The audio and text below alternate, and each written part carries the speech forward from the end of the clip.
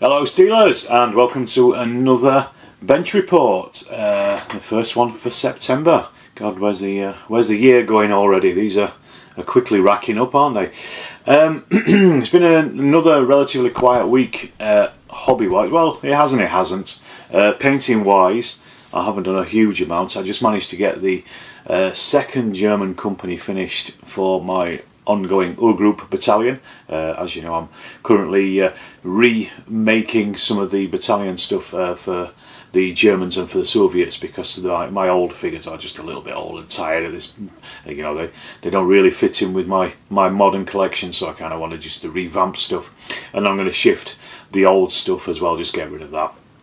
So that's the second company done. I've currently got the third company here on the table right next to me. All I've done at the moment though is just mount them and base them. They haven't even been undercoated or anything yet, but I'm hoping I will probably get those finished, because this week will be a lot calmer from a work point of view. So I'm going to hopefully get those finished. I didn't do a paint and chat last week because I was just getting home from Sheffield after the excavations too late. Also, I didn't go down the club as well for the same reason, just because it was just being kind of crazy with finishing off up at Lodgemore POW camp, which I'll talk about in a bit anyway.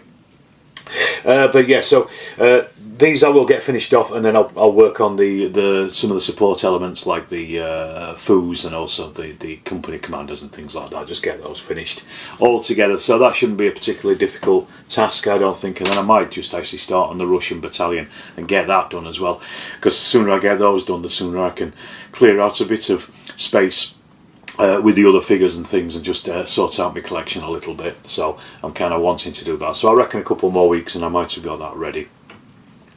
In the post, I've had very little, again, because I've not really been buying anything, simply because I've got these things on the tabletop to go, and also I've still got a load of unpainted 3D printed material down there. So that's all a load of stuff that I really need to work my way through and just finish that lot off before I start buying anything. There's nothing really that I want at the moment either anyway, just from a hobby point of view. I mean, I'm sure something will spark my interest, but right now I've got plenty to be getting on with, so I'm not actually buying anything and making that plastic and lead mounted too high. However, I did get 10 copies of Chain of Command from Rich over at Two Fat Lardies. My intention is to sell these on. I'm just waiting for some envelopes to come through. However, if you want to buy them, I'm selling them for 25 quid a piece, which is slightly cheaper than the Two Fat Lardies.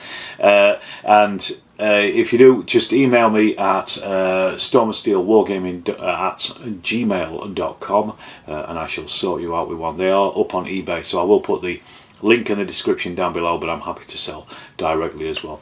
I'm still wondering what to do with that, whether to make an actual Shopify shop at some point and start selling a lot more rules. I've only got Chain of Command at the moment because it's a bit of an experiment to see if they will sell and how they sell. If you are looking for other stuff from the Two Fat Lardies, give me a shout. You know, like things like O Group or Infamy, or any of the rules that they produce. I'd be more than happy to, because obviously I'd like to support them through this channel. I'd also like to make a little bit of money through the channel as well, and I'm happy to sell these things on. I've always enjoyed selling online, and it'd be something nice just to keep my hobby going as much as anything else. So just let me know. However, this week has seen a lot of gaming action. Yesterday I was over at Ebor Lard up in Greenhammerton. This was organised by John Savage. A fantastic lardy day. There was over 40 people, 8 games being played. Lots of fun, lots of laughter as always. I do have a video coming out of it, show report, so look out for that. That'll be this week, probably Monday, possibly Tuesday. I'll just see how, depends how I feel, and that will come out soon enough. A couple of interviews there with Rich Clark and with John Savage as well, and just some other videos. I played in the morning Kiss Me Hardy with Charlie Walker. We had a fantastic game. We had 2 separate French fleets against a couple of British large ships. I don't know the exact terms. We had frigates. They had big 74 gun ships. I'm not sure what they call them, but basically 2 of my ships struck their flags and surrendered. One of the British ones did, And then the final moments, Terry, who I was playing with as a French, he managed to get around Theo's last ship, give it some real hammer, but then I came in with my final ship, Le Quiff, I think it was, the French ship, and then I came in, no it wasn't, it was a Buffon, so I came in and just literally fired the final salvo that made them strike their flag, and we won. And after taking so much damage and losing 2 ships, I was glad to have got the last final salvo in. In the second game in the afternoon, we played. I played again with Terry as US Marine Corps on an island in the sun with Rich Clark's new chain of command rules for the jungle fighting. We played against Simon and Roger, and they were the Japanese. And if I said we got our asses handed to us, I am not exaggerating. We got absolutely hammered. We couldn't even get further forward than the swamp line. 2 Japanese machine gun posts and 2 snipers literally held up all of our advance. We couldn't do a thing. We were like groping about like idiots, to be honest. It was embarrassing, and even worse because the other 2 had never played Chain of Command before, so they gave us an absolute drubbing. But it was such a fun game. The new Chain of Command jungle rules are excellent. They're really good. It's the first time I played them, first time I tried them out. I was talking to Tom Egan afterwards, the Irish training instructor, and he was saying how much he enjoyed them as well. The fact that the jungle itself is like a third opponent. It feels claustrophobic. It is continually fighting against you to do anything. They're really good. They're compared to what the old ones were, which were kind of formulated in some of the older Too Fat Lardies magazines, the ones I've used.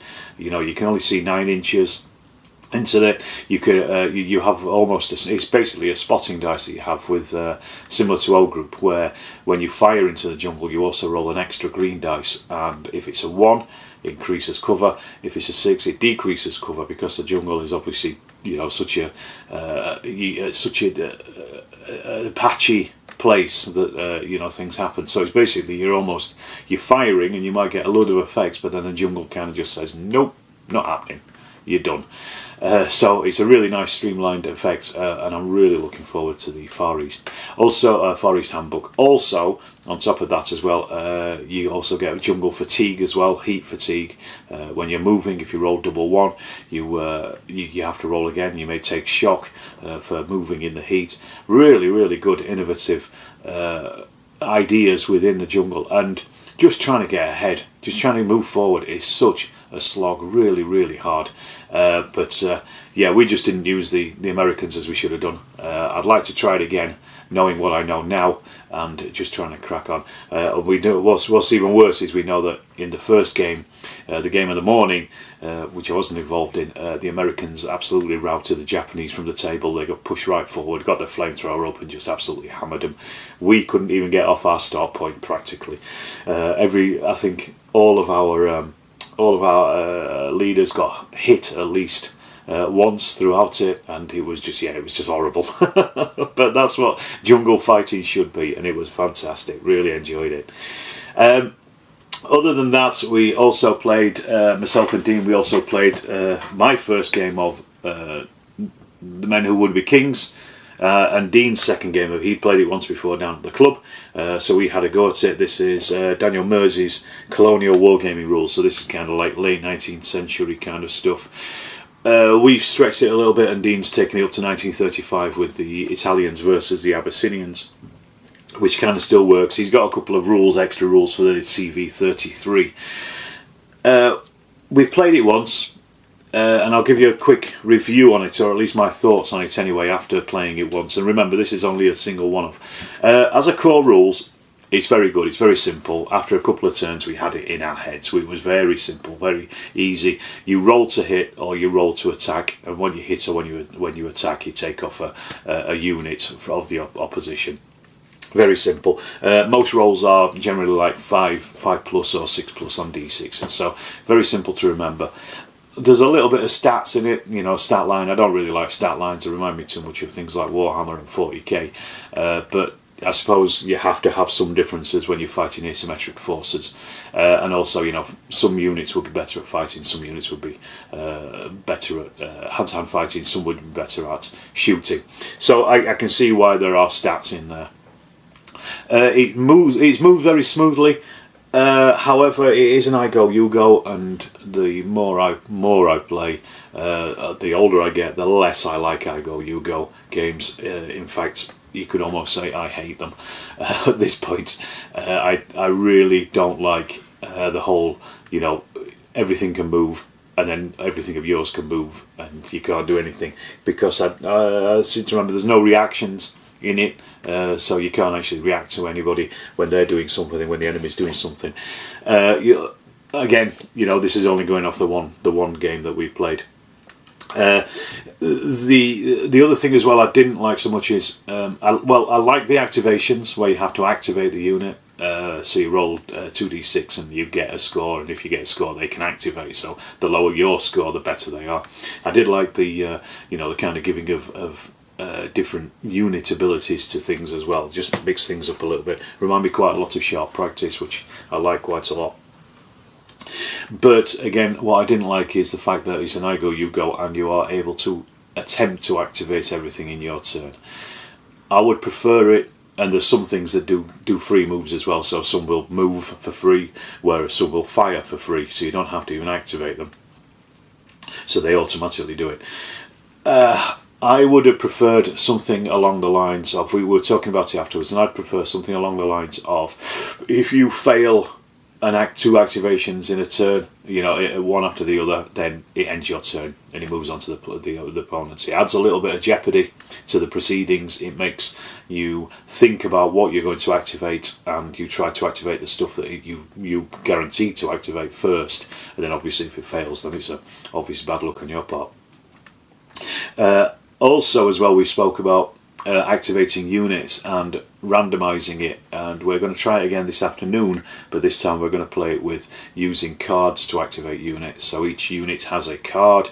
You know, all you need is red and black cards from a deck of cards, and then you shuffle those together, draw those out, and then when they are, you are allowed to activate one of your units. And I think that might just make things a little better for the game, just to add a little bit of randomness. As I say, I really don't like that whole I go, you go part of it, especially when it's you know, a level above skirmish, I guess. It's I'm not sure what this described as. It's a miniatures game offering you a chance to command small armies, you see, so small armies, and you'd probably really want that with you know, a small trained professional army. And you could even, you know, you can quite easily mix that up. You can add more cards in if you've got a more professional army, just to make sure that they do activate, that kind of thing, you know, so you can mix that up. And I thought that would probably be a little bit of a better way of doing it. So we're going to try that out this afternoon and just see how that goes. But as I say, you know, I like a little bit more granularity in my games. It plays as a good club game. You can have a result in 2 hours. You can put a load of your stuff on the table pretty quickly. If you're not thinking too strongly about the historical background of the game, then I think it probably works for you. And you know, again, these Osprey books are generally really, you know, limited by the 64 pages. There is also, I must mention, a solo version in it as well, fighting against Mr. Babbage. I'm not going to say anything about that because I haven't read it, and but some people, quite a lot of people, do say it's quite good. So it might be worthwhile at least stealing the solo version of it, if nothing else. But try it out yourself. You know, I was kind of left a bit meh. Didn't really feel like there was a great deal going on. It just felt a little bit old school, and as I said, that was the old I go, you go. I think Daniel's Dragon Rampant and Lion Rampant, I think they have. I think you choose individual units to activate, and from what I remember, I could be wrong, but I think that's probably a little bit of a better rule. I can't remember if this one came out before Dragon Rampant. I probably should have checked before I recorded this, but they may be the one is a step on from it. But yeah, I just like that randomisation and the friction. So we're going to try it out again and just try it out with those little bits and pieces in it. All right. Oh yeah, one other thing I didn't like is I don't like fixed movements. Hate them. Variable movement, please, all the way. The other thing as well is the excavations up at Lodgemore. They finished. We finished on Thursday, backfilling till 7 o'clock at night. Then we went to the pub for a meal and had a fantastic time. Brilliant stuff. Over 200 volunteers came. Individual volunteers came. We had over 300 people on site throughout the 10 days. So we just had a huge turnout for people. It was brilliant. Loads of good feedback. We got all over the press. We were on BBC Look North, we were on the BBC website, we were on Yorkshire Post, we were in the Tribune, you name it, we were there selling Second World War archaeology very hard, and it was a really good experience. Really enjoyed it, and you know, I've posted a few pictures here and there as we've gone, and yeah, that's as much as I'm going to say about that, really, because I know I can talk more about that in my paint and chat on Tuesday if people want to. But yeah, that was a fantastic experience and well over the moon about it. All right, I shall wrap up there. A bit longer than I thought it was going to be. With the just mention now, check out Stone Steel over on the Facebook page. Check out me on Twitter. Check out the Stone Steel group as well. Get in there, get posting some pictures, and I shall see you in the next Stone Steel video.